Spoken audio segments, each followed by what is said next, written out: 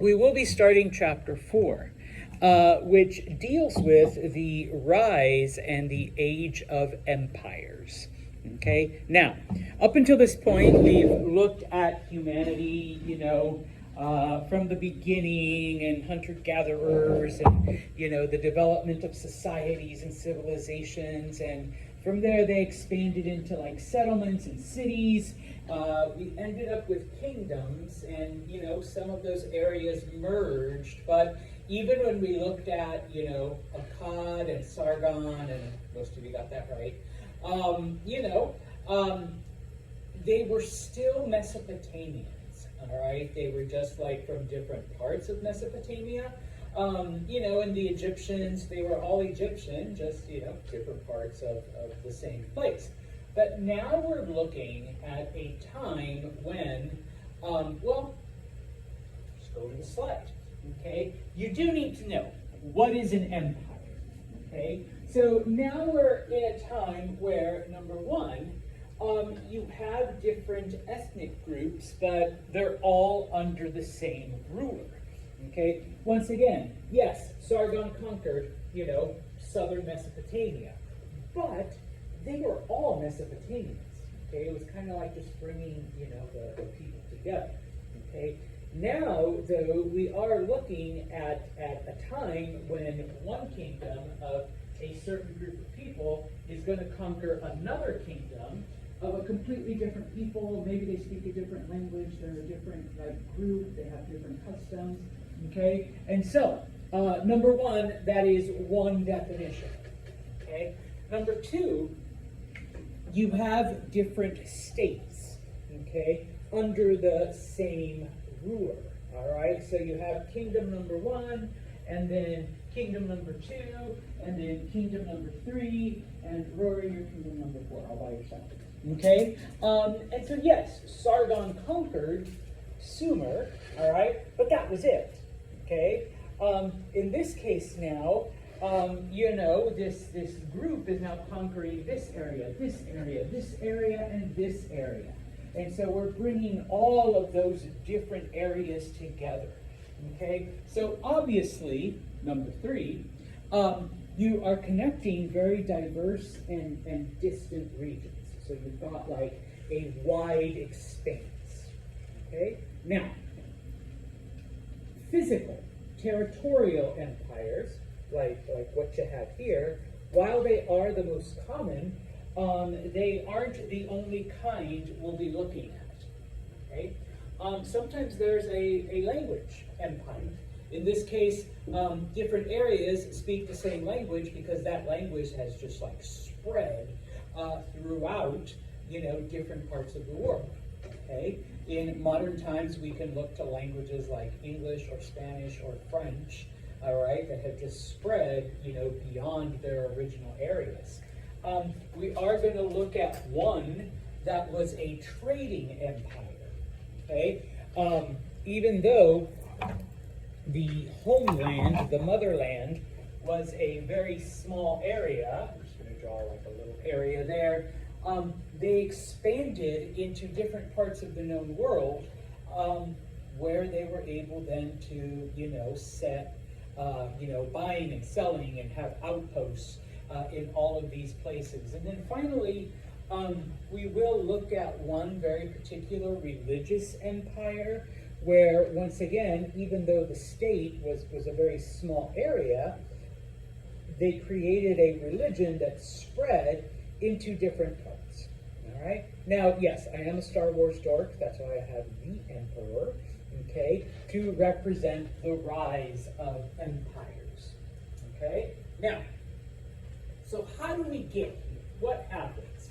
Well, kind of like we had in chapter 3, which, FYI, is about 1,000 years before this, okay? Kind of like we had in chapter 3, there is another worldwide environmental catastrophe. We have another era of drought, okay? And so we're not going to go through everything again because basically the same things happened, okay? Not enough rain, not enough water, And so people begin to move from areas that don't have any food or other resources into the areas that do.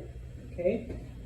Sometimes one group of people begins to attack another group of people, especially those Central Asian tribes that move down and take what they need, and they pillage and they plunder and they burn and they kidnap, and then off they go. Okay? And just in general, different people begin to migrate into different areas in search of, a better life, an easier life. A place where they can, in fact, establish themselves. Okay? Now, initially, when this drought hits and these tribes begin to move in, number one, the new kingdom in Egypt, we're still in the new kingdom, okay?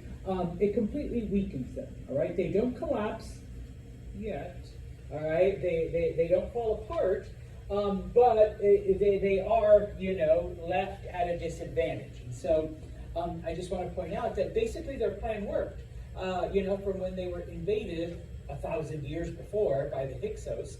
They expanded, they grew, they opened up their territory, they conquered. Well, now that other groups are coming in, they're able to hold them off, okay, even though it does leave them, all right, weakened. The Hittites completely collapse, all right? They're invaded, and their society completely falls apart, all right? Same thing with Mycenaean culture in mainland Greece. Many of the Greek city-states fall apart, and so they end up, once again, the way they were before, as independent cities. All right? We'll talk about the Greeks in this chapter. All right? Now, people come in, all right, and of course, take those weakened areas, and just like they did 1,000 years before, they settle, they mix with the people. Except now we have people coming in much more aggressively and building these large empires. Okay? Now, whereas before the Chinese are kind of spared all of this, at the very least they're spared the conquest, this time they're not. Okay? A group of people known as, it's pronounced Chow, even though it's spelled with a Z. A group of people known as the Chow are able to cross the Gobi Desert and defeat the Shang society. They take it over. Okay? But Santos, how did they cross that large, inhospitable desert?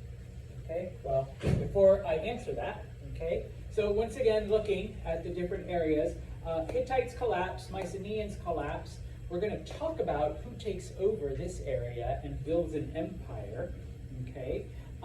We'll also look at the Aryan kingdoms and how they fall apart. And of course, the Chow invaders that come in from the north and take over the Shang.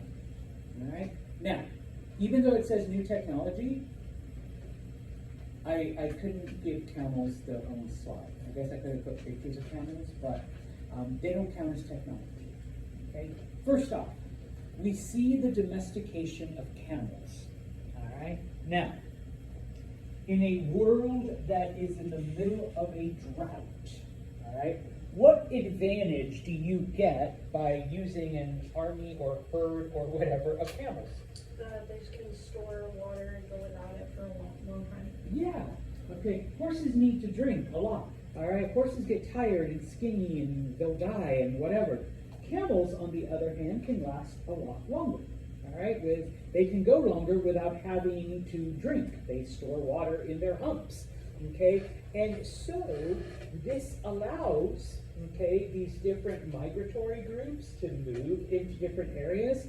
This allows these various tribes, including the Chow, to cross harsh deserts and make it into areas and you know, take over and mix with the people and build up their empires.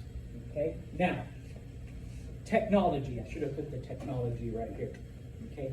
Number one, we see an improvement in shipbuilding. Okay?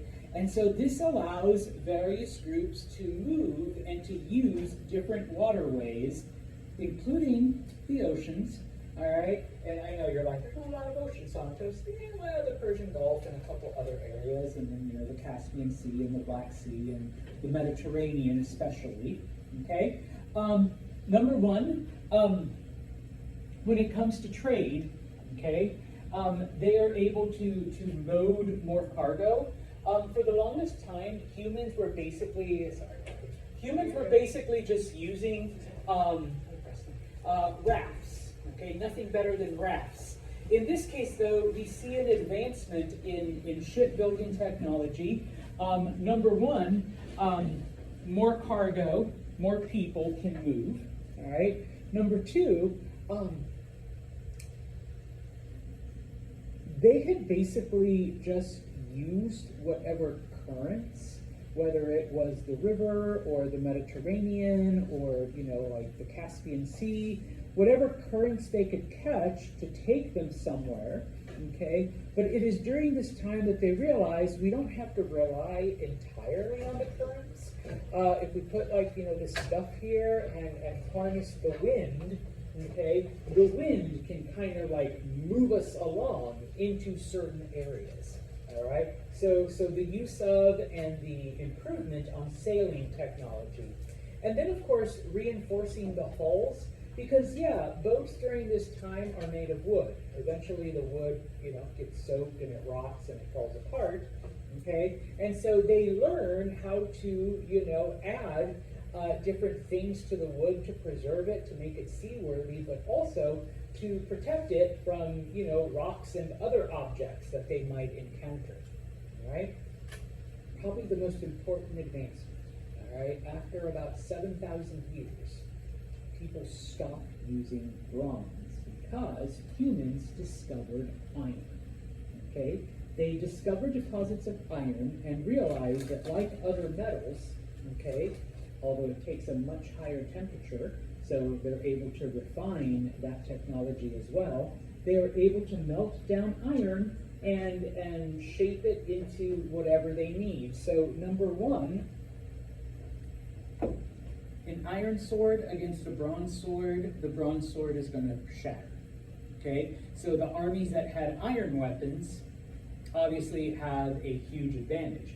But probably most important, and this is what we're going to look at, one of the empires that we're looking at, the tools now can be used in areas that haven't been softened up by rivers, by the floods, by water, okay? And so in these areas, oh, and by the way, we're still in drought. So in these areas where the dirt is harder and, you know, where a bronze plow would break and fall apart, an iron plow is going to resist and is going to be much more useful. And so not only during a time of drought, but also, and we're going to look at our first society that is not near a river, okay? A society that is springing up away from, you know, the Tigris or the Nile or the Yellow or any of those rivers, okay? And so, the first group, the first empire we will look at is the Assyrians. Not the Syrians, but Assyrians. I forgot to put it on the slide, and I apologize. But if you're taking this, if you're taking notes, or if you have like the slides printed out, the Assyrians invade Mesopotamia. Okay, they basically defeat and overthrow the Amorites. Okay, because you know the Amorites had taken over, they had conquered the Akkadians. All right, so the Assyrians come in, and obviously their military comes in first. They come in with iron swords. So when the Amorites or the Babylonians, when they go out to meet the Assyrians, their weapons break. All right, their weapons are no match for the weapons of the Assyrians. The other thing that the Assyrians have done that nobody has really thought of before is they have armored themselves with pieces of iron. So someone comes in with a bronze sword, okay, tries to stab you, or a bronze knife, and if they hit, your chest plate or whatever armor you have on, it's just going to break. It's just going to shatter. It might leave you with a bruise. All right, but you're not going to die. Okay, and so the Assyrians are able to come in, bless you, and conquer Mesopotamia and much of the areas around Mesopotamia. All right, we'll look at a map in a minute. But one of the things that the Assyrians did, and they were very, very cruel, both physically to their subjects and mentally as well. Okay, number one, and if you recall, we talked about this when we looked at Hammurabi's Code and the history of slavery, the brief history of slavery.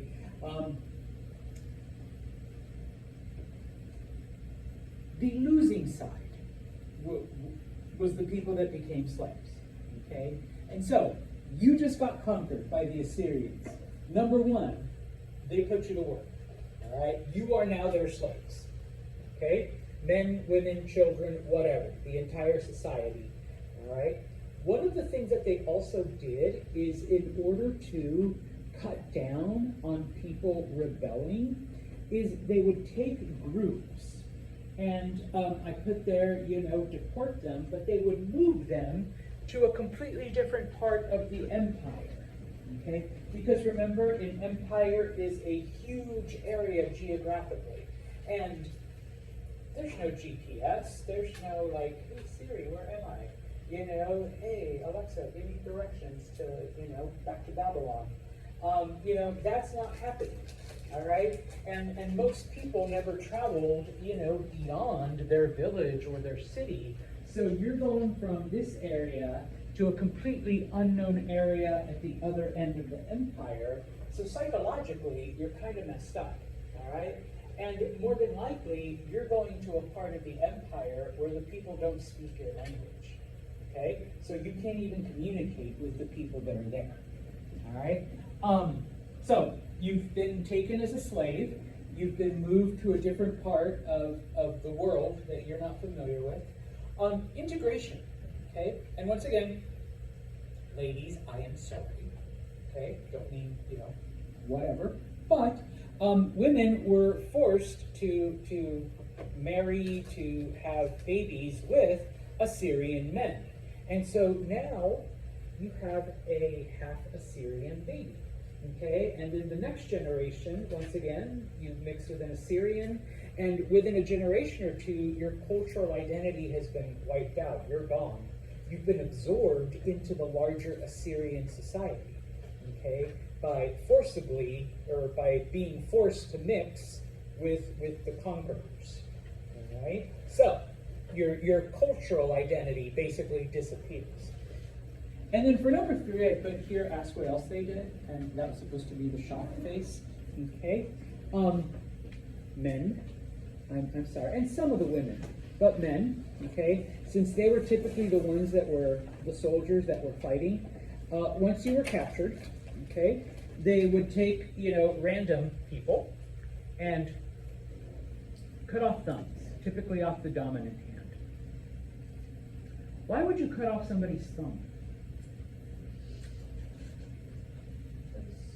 It's the most important finger. I'm trying to grab this without using my thumb. Yes, okay, opposable thumbs. All right, they're amazing. Okay, so I could barely grab onto a pen. I don't think I'm going to use a sword very well. Oh, but I'll just learn how to use it with my left. Well, yeah, but you're not the same. Okay, so number 1, they cut off your thumb. So I mean, you can still kind of work because you still got this hand. All right, but you're not much good as a fighter. So sometimes they would cut off your thumb. All right, as an example. All right, to keep you from rebelling. Sometimes, though, if they were feeling especially cruel, I need to sit, they would cut off a big toe. That's messed up. Huh? Oh my gosh, you know this trick. Yes. Okay? Pardon my Assyrian, it fucks up your balance. Okay? You can never recover it. All right, now, just a little bit of biology. You need three things to balance to, be the steady person that you are. Number one is your eyesight, okay? Now, some of you will say, well, I know people who are blind. I mean, they're, okay. Your body can adapt. If you lose your vision, your body adapts and your other senses make up for it, all right? Number two, your inner ear. Not this part and not where you stick the Q-tip in, all right, but way inside, kind of like into your brain, all right? There is a little bit of liquid and a ball that floats, and as long as everything is balanced, okay, you're good. If you've ever had an inner ear infection, the world spins, okay, because that is fucked up, all right? It's not steady. So you lose your balance, you get vertigo, you fall down even though nothing's happening. The last thing that you don't adapt to that, but eventually, your body heals and then you're okay. You need your big toe.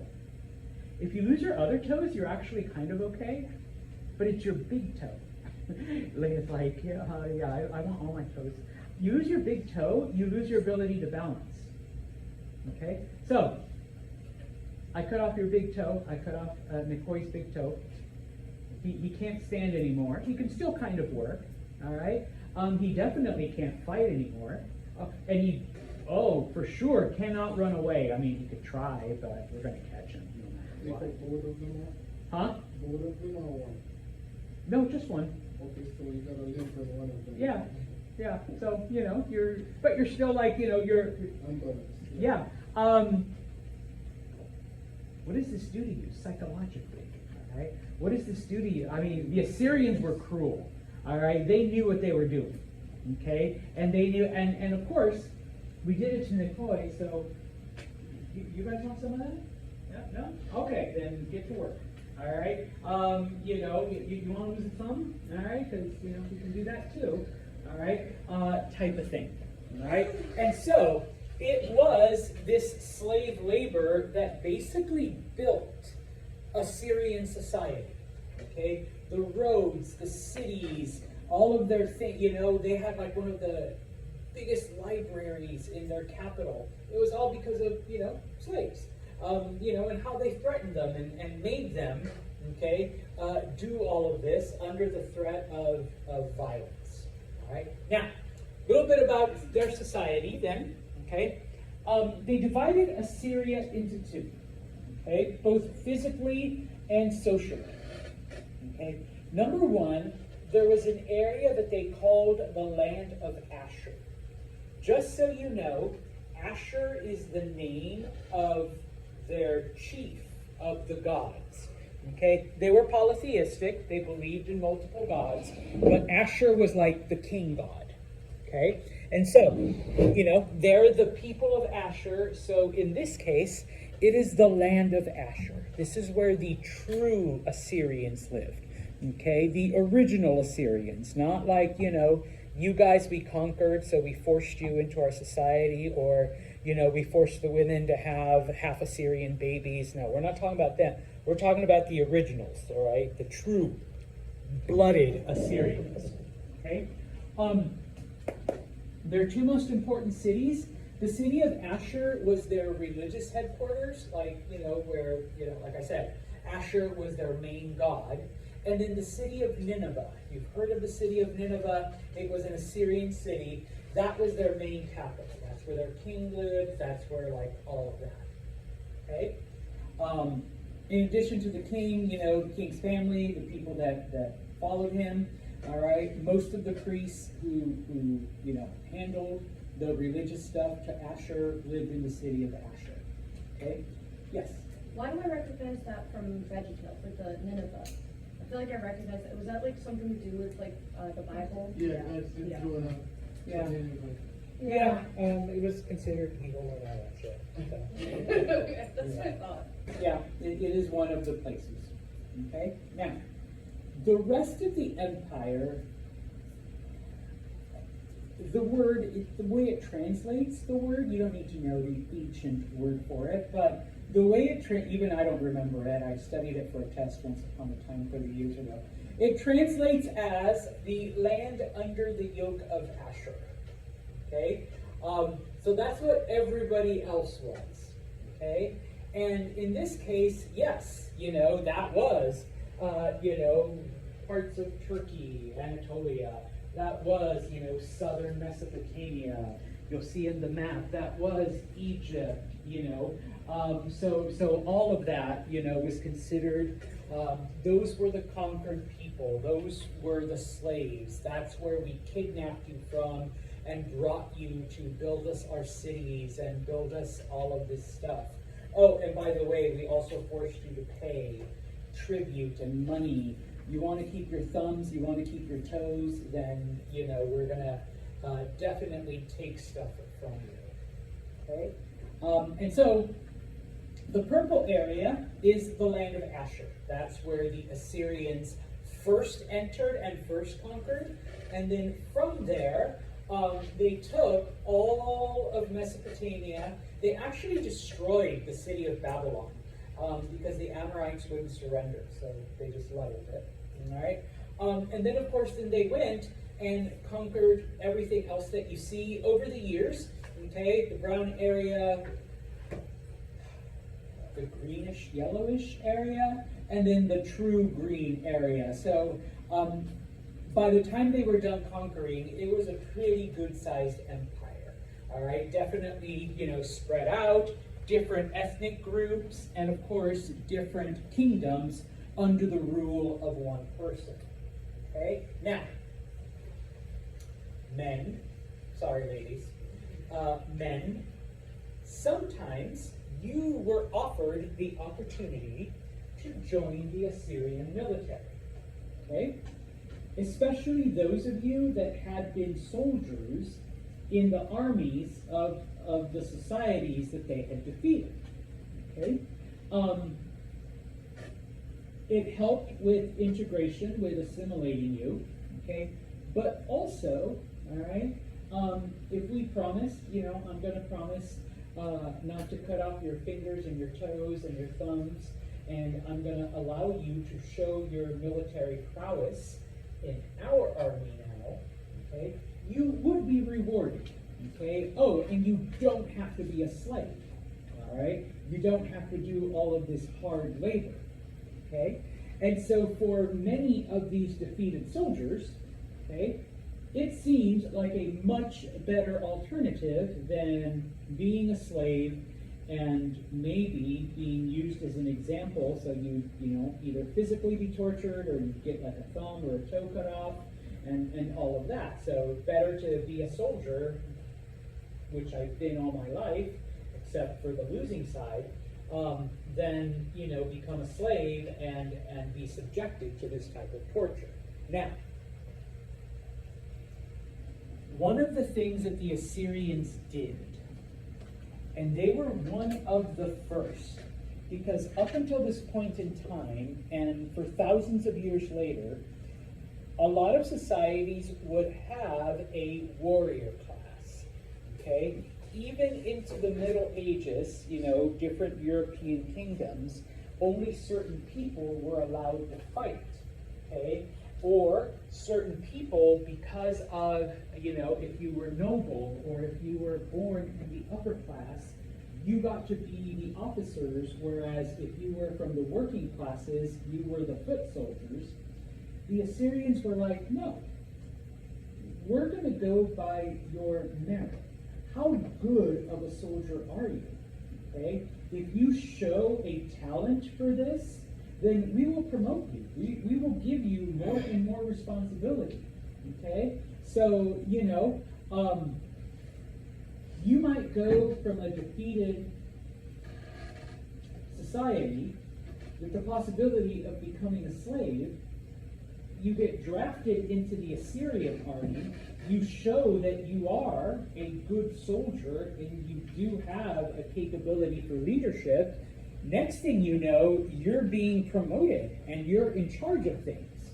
Okay? So in this way, the Assyrians, grew their army, but they also fostered loyalty amongst the conquered people, because now, instead of being a slave without toes, you're a general. You're leading, troops. Okay? Now, of course, they had, obviously different areas where you could serve. And because of this method, because of this strategy, the Assyrians eventually built up an army in the hundreds of thousands, which was unheard of back then. Okay, so they just had massive armies going out and conquering areas. All right, now, there were some people that the Assyrians didn't trust. Okay, so even though they gave you opportunities, okay, there were certain ethnic groups that they're like, we're not going to let these guys like actually handle weapons. What if they attack us? So you'd be the support staff. You'd be digging the ditches and the trenches. You'd be cooking. You'd still be in the military, but you'd be doing the other tasks that didn't involve you actually having weapons. Okay. Now, the empire lasts over 300 years. Okay, they were around for a while. You think about it, like the United States is getting ready to celebrate 250 years. All right. Assyria was around for much longer, or a little bit longer. Okay. During those 300 years, yes, millions of people were moved from one area to another. Millions upon millions of people were assimilated, were taken in. Okay. And, basically disappeared. Not like they disappeared without a trace, but they were forcibly integrated so that, they became Assyrian and they're lost to history. Okay, their cultural identity was basically wiped out, eliminated. All right. Part of the reason why is that the Assyrians believed that their god Ashur had commanded them to conquer everything between Assyria and the ocean. Okay? And I promise I will come back. Okay? So once they did that, they're like, okay, what do we do now? Well, they crossed and they conquered an island. Okay? And they're like, okay, but now what? And it's like, oh wait, but we haven't conquered everything around the ocean. So, they kept on expanding until they did. Because that was their God's commandment. All right? Now, obviously, if you are a society that is based on conquest, that is based on violence, that is based on the threat of physical dismemberment and torture of your conquered peoples, okay? You're going to be spending a lot of time imposing your power, okay? That does take up a lot of resources, all right? Now, the Assyrians did this in 3 ways. Number one, when they conquered you, they would level your city, all right? Like I said, they destroyed Babylon. They leveled it. They got, completely done. All right. Now that one they didn't rebuild because it had been the capital of the Amorites. But other cities that they would destroy, they would do it on purpose because then they would rebuild it, but in Assyrian style. Okay. So yeah, you think you're going to be looking at this architecture. You're going to be looking at things that remind you of us. Okay. Not, oh yeah, this used to be a temple. Okay, well now it's a temple of Ashur. Okay, so we're going to put all of those symbols up there. Okay, oh yeah, this used to be a market. Well, guess what? Now it's an Assyrian market, and we're going to put all of the things that, resemble us. Okay, and once again, some of you are like, well, yeah, that's what happens, right, Mr. Santos? Like, a new group comes in and they add their own touches or they knock things down and they build their own stuff. Yeah, but this is one of the first times that we see that happening. Okay? They would use propaganda. And in this case, it's not like today where I'm going to post it to social media or I'm going to post it to whatever and people are going to read it and it's going to go viral and, it's on YouTube and whatnot. But they would send runners to different areas, and you would be forced to come to the town square and listen to this person read off a list of accomplishments that the king had done in the past week, or the past month, or the past 6 months.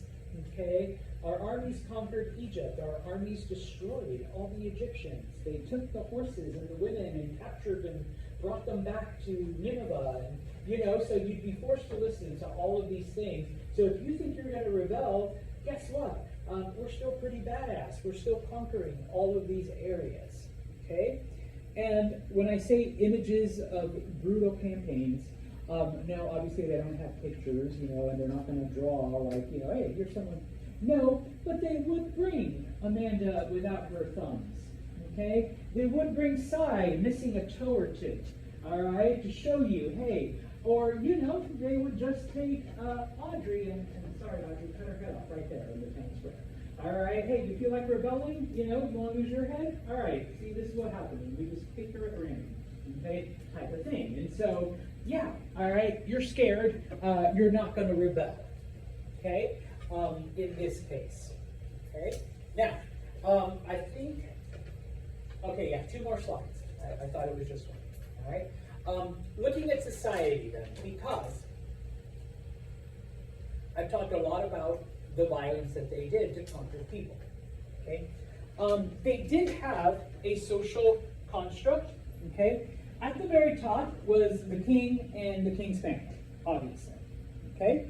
And just like in most other cultures, it was felt that the king was chosen, in this case, chosen by Asher, chosen by the king of the gods, to rule over the people, all right? So, you rebel against the king, you are rebelling against the king of the gods. Number 1. Number 2, because Assyria was built up via military conquest, via violence, okay, eventually over time, the soldiers were honored. The soldiers were seen as the elite, okay? And so, they were right underneath the king and his family in importance. Eventually, okay, it is the soldiers who become the nobility. They become like almost as important as the king. All right. The only difference is that the king has been blessed by Asher, and the military, well, they got to go out and conquer if they want more. And eventually, they had all the land. So once again, I've conquered this nation here, okay? Women, sorry, we'll leave you guys aside for now. But guys, after we cut off a thumb or two, okay, the rest of you, do you want to join our military? All right, use your skills. I know you guys couldn't beat us before, but now you will be on our side, help us beat other people.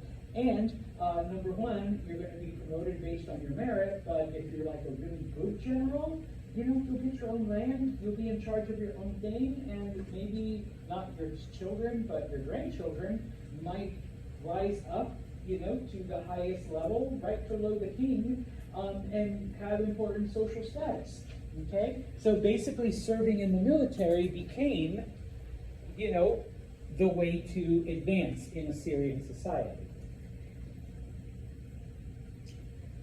The word translates to peasants. But please don't think of it the way that we define it, like in medieval times. Peasants just refers to the people that weren't part of the ruling class and weren't part of the military. It was basically everybody else. Oh, and you weren't a slave either. You weren't a prisoner. Okay? And so depending, the workers, the artisans, the wagon makers, the farmers, the sheep herders, and depending on what you did in society, you were either higher or lower. We don't have time to go into sheep herders were better than farmers, or farmers were. But, you had different status, different privilege. Okay? Now, we have the slaves. Okay? Assyria is one of the first societies that allows debt slaves.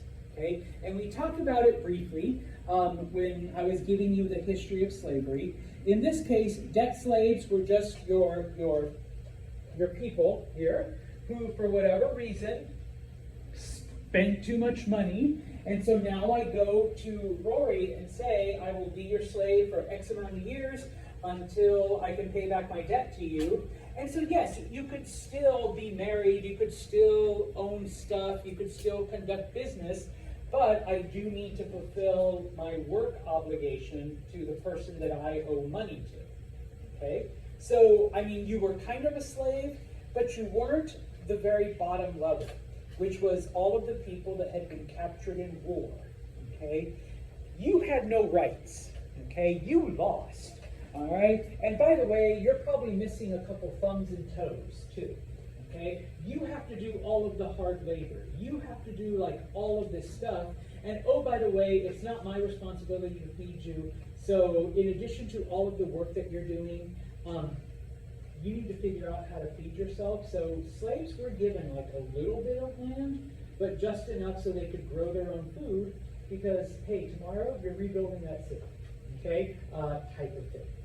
All right? So this was society. Okay, in Assyria. I am so sorry, ladies. You literally had no control. All right?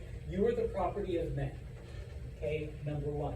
Now, I've already talked about how if you were, captured, if your society had been conquered by the Assyrians, you were forcibly given to an Assyrian man and, to bear his children and, mix your cultures, okay?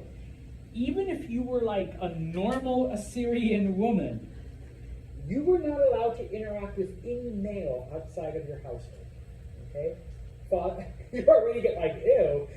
So dad, brothers, maybe an uncle, that's it, okay? No other men were allowed in your life, okay?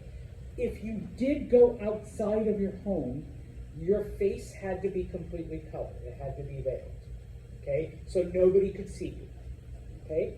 The only women that didn't wear veils were prostitutes. There's a reason why it's called the world's oldest profession. There were hoes even back then. And you knew who they were because you could see their faces. All right? And so you knew you could go and, be like, hey, I need some. All right? Even the queen. This is the queen of the entire empire. She had to live in a different part of the palace. She could not interact with any men that were not her family. Okay? Only women could attend to her. I had to explain this in my last class, so I'm just going to say it. Eunuchs. These are men that have been castrated, men that have had their junk cut off. Those were the only men that could come anywhere near the queen. Okay? Because supposedly, nothing there, they can't do nothing either. All right? And that was it. Okay? So, once again, even if you were the queen, you literally had no rights. You couldn't interact with anyone outside of your house. Okay? So, what ends up happening after 300 years? Obviously, the empire was unstable. You cannot maintain a society that is strictly based on war and conquest and all of that. Okay? It took just as much resources to conquer areas as it did to keep them pacified. Like, now that I've conquered you, I need to maintain that control over you. Okay? And so the Assyrians, because they were putting that much effort into it, eventually the empire falls into civil war. It is during this civil war period that another group called the Chaldeans invade. And they are able to overthrow the Assyrians. Okay? Now, it is the Chaldeans, sometimes they are called the New Babylonians, and the only reason they're called that is because they rebuilt the city of Babylon. Okay, so after 300 years, because the Assyrians destroyed it, okay, they rebuilt it.